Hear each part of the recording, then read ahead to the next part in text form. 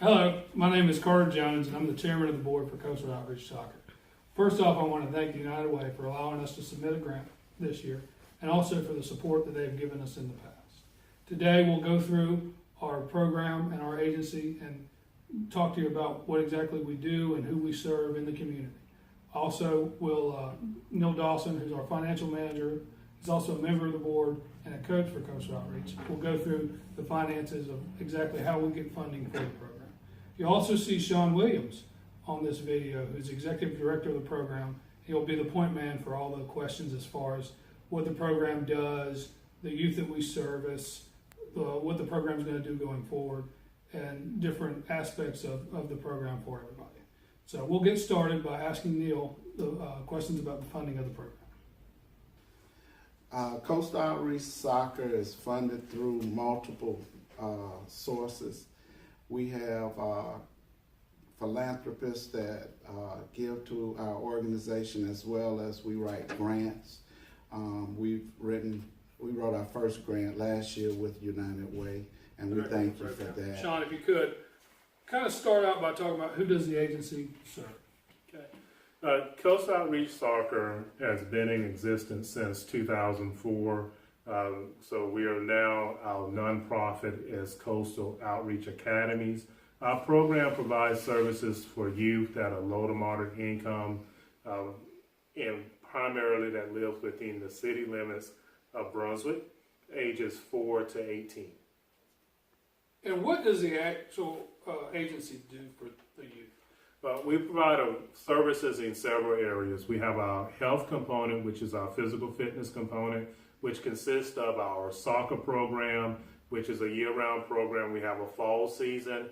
We also do indoor during the Christmas time, as well as then coming out in the spring. And we also have a small-sided 3v3, 4v4 during the spring. During the summertime, we have the kids go in and we do physical fitness training, whereas that is high-intense interval training with a local gym that we partner with for the kids, as well as we have an academic support component where we are providing assistance for those for the children that are in our program that continue to need that encouragement and support. Our overall goal is that for our kids to maintain a 3.0 average for our program, as well as we do leadership development, community service component, where the kids go out and they volunteer their time working in the community. Primarily now what we do is we do the Rotary Chili Cook-Off each year, the Steve Harvey and Margie Harvey Foundation with the turkey giveaway, as well as the National Night Out. The kids also participating as well. And then when are these services provided? Daily, nightly, seasonally, special events, and things like that? They're provided, we have several sites we provide, and so it's on a year-round basis. And so we have daily practices at Howard Coffin Park, as well as we go once a week into the school system. We're working with Alabama, Burroughs Millette, as well as Goodyear. And then we also, with some of our special social events that we will have, there will be some night activities as well. And where are the services provided at? The services are currently at Alabama, Burroughs Millette, Goodyear, Howard Coffin Park. We go into Brooklyn Homes in the housing agency as well. We'll be looking to expand our services into the ARCO community coming this fall after completion of the field that we are renovating there with the partnership between another nonprofit agency as well as the Glenn County Parks and Recreation.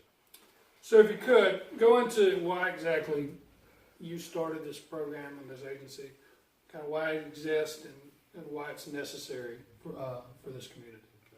The primary reason for starting the program was to eliminate barriers for children that lived in the city limits to gain access to recreation.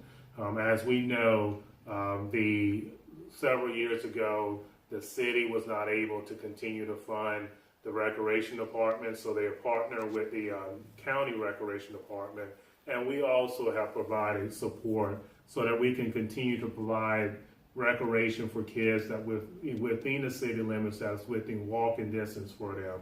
And so we've been able to successfully come out to Howard Coffin Park and play an integral part in revitalizing the park, from either installing irrigation systems with the assistance of our children, as well as that was a day of caring that the United Way set up. And so we are here to be able to fill in the gaps for recreation, also academically be able to assist our school system with achieving those levels that we need for literacy in the elementary, at the elementary school level, as well as being able to maintain our 100% graduation rate that we've had since 2014. And what about future growth or projects that may be in the works for Coast Rock? Well, our biggest project that we are undertaking now is that we, with the partnership with the Glenn County School System, we don't have a building that's been donated to us, which we are now in the process of converting into our academic center, with tying school athletics and tying those things together to be able to benefit them. One of our goals is to be able to have at some point 20 laptops. So giving our kids access to the technology that they need to be able to do the research that they need to do, be able to finish projects they may have in school. I know a lot of the teachers on their websites, personal websites, are having links to support systems or supported learning elements. And so kids being able to access that will also be able to help out. And with our dual enrollment, as we move into looking at our first 2 math courses that are offered in college, those are Blackboard courses. So kids need access to the internet to be able to complete their daily assignments, as well as be able to complete the tests. And the schools and the College of Coastal Georgia, as well as Coastal Pines, is moving to more online courses. And so we'll be able to allow our kids to participate in that, giving them some greater flexibility, but being able to support them while they're taking those classes as well, to make sure that we're keeping up with everything.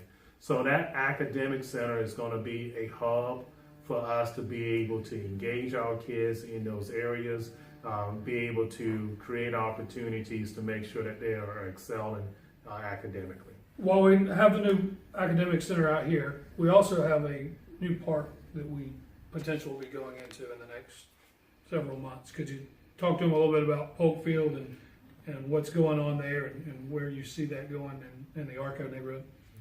Well, we've gone through and we've did some research into the area, talking with our director of transportation for our school system to determine the potential number of kids that are living in the Arco community. So within a mile radius of Polk Field, we have 200 to 300 kids from ages 4 to 18.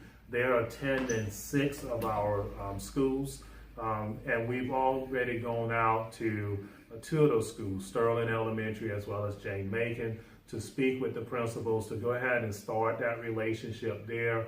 They're going to identify some kids that we can go ahead and start mentoring before the field is ready. So we are trying to go ahead and start that groundwork so that when the field is ready, and it's anticipating that field will be ready by the fall, that we already have built some relationships with the kids in the community. Currently, that community does not have a place that is readily available for kids to be able to come participate, that is in a safe environment for us, that the fields are being properly maintained and those things there. So allowing Coastal Outreach Soccer, with the partnerships that we have, to be able to go into the Arco community, we are hoping that continues to stimulate not only the children in the community, but the pride back into that neighborhood, so that we're getting additional services coming in. So we're anticipating being able to provide services to as many youth in that community, for them to be able to walk to a field there, to be able to everything that we've done at Howard Coffin Park, be able to duplicate that process and the success rate that we've had into the Arco community as well. And How exactly do you go about recruiting kids and getting kids to come to the program? Our recruiting process takes place primarily in two facets. The first being our school system. We really rely on our principals, our teachers, and our guidance counselors to be able to identify youth that they know will benefit from the services that we are offering. And again, it's more than just soccer, but the wraparound services, holistically looking at the child and seeing how we impact that child. And also by impacting that child, we know we're impacting the family as a whole as well. So the school system is our first line of referrals, and then the children that are participating. Most of the children that start to participate with us stay with the program. Our thing is that we want a child to come in at whatever age that may be, that they're introduced to COS and stay with us until they graduate from high school. And what we're seeing now is that even the kids that have graduated from high school, we are still maintaining contact with them and being able to track how they're doing and seeing where we can continue to support them as they develop into those young adults and are making those decisions, whether they're be college or making a decision to go into armed forces or going to the workforce immediately. Now, I know most of these services are provided in the evening. I know you do go to some schools, but they're also provided in the summer. How exactly do the kids get to the fields and so that they can participate? With the kids that are able to walk to the program, walk over or bike over, but we really rely on our coaches and volunteers to be able. One of the ways that we are tracking outcomes on the health side is using the athlete monitoring program. This program is being used by several colleges and professional soccer teams in Europe. And so it is puts us in a position where that we are able to input information as relates to the training sessions that we're going to have on the soccer side, as well as the training sessions with our HITS program. And we are able to look at the outcomes that the kids are having, and then also the enjoyment that they're experiencing as they go through the workouts. And it also gives us indicators so that we can track kids to make sure that they are not being overloaded, so that we can adjust their workouts to make sure that we are in a position where we are preventing injuries. And then one of the other things that allows us to do is to be able to track their body mass index, their BMIs. So we can monitor our levels to see where our kids are being rated as in terms of being obese. And so we are basically tracking that at the fall, at the beginning of our fall season, at the end of our fall season, and then at the beginning of our spring season and at the end of the spring season, so we can determine what adjustments we need to make for as a program and as it relates to our health components that we are currently existing. We also are doing based on the CDC recommendation of encouraging kids to have that 60 minutes of daily activity. So we are helping in that area as well. Our kids are training at least 2 days a week, and then they are playing 1 day a week as well. So we are making sure that we are keeping them active, keeping them engaged, and so from the benefits of participating in sports, there are indicators that, one, there's less absenteeism when it comes to school, as well as the kids that are participating in athletics tend to have a higher GPA as well. And soccer is definitely a great sport to help our kids develop analytical skills because they're having to problem solve while they're participating. A coach can't go out on the field and call a timeout and be able to give them instructions. So they're having to work through those adversities as a unit and as a team, so that team building concept definitely comes into play. Hi, my name is Eunice Corte. I am 16 years old and I am a junior at Glen Academy. I have been on the Coastal Outreach soccer team for about 4 years. Before I joined the team, I was very unathletic and doubtful of my abilities. Joining the team, however, has transformed me into a young athlete who knows her abilities and has the confidence to accomplish her goals.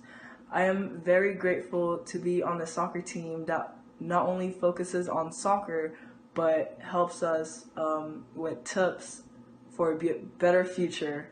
Thank you.